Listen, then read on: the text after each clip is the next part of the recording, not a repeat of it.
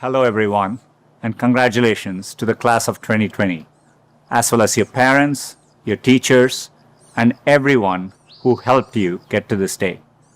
I never imagined I'd be giving a commencement speech with no live audience from my backyard, but it's giving me a much deeper understanding for what our YouTube creators go through.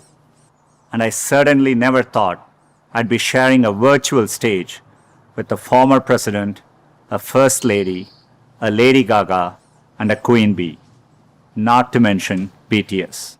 I don't think this is the graduation ceremony any of you imagine. At a time when you should be celebrating all the knowledge you have gained, you may be grieving what you have lost.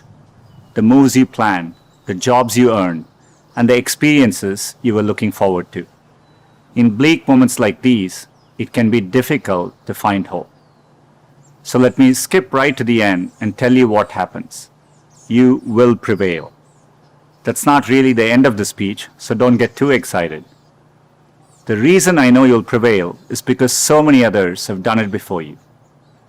100 years ago, the class of 1920 graduated into the end of a deadly pandemic. 50 years ago, the class of 1970 graduated in the midst of Vietnam War. And nearly 20 years ago, the class of 2001 graduated just months before 9/11. There are notable examples like this. They had to overcome new challenges, and in all cases, they prevailed. The long arc of history tells us we have every reason to be hopeful. So, be hopeful. There is an interesting trend I've noticed. It's very conventional for every generation to underestimate the potential of the following one. It's because they don't realize that the progress of one generation becomes the foundational premise for the next. And it takes a new set of people to come along and realize all the possibilities. I grew up without much access to technology. We didn't get our first telephone till I was 10. I didn't have regular access to a computer until I came to America for graduate school. Under television, when we finally got one, only had one channel. So imagine how awestruck I am today to be speaking to you on a platform that has millions of channels. By contrast, you grew up with computers of all shapes and sizes.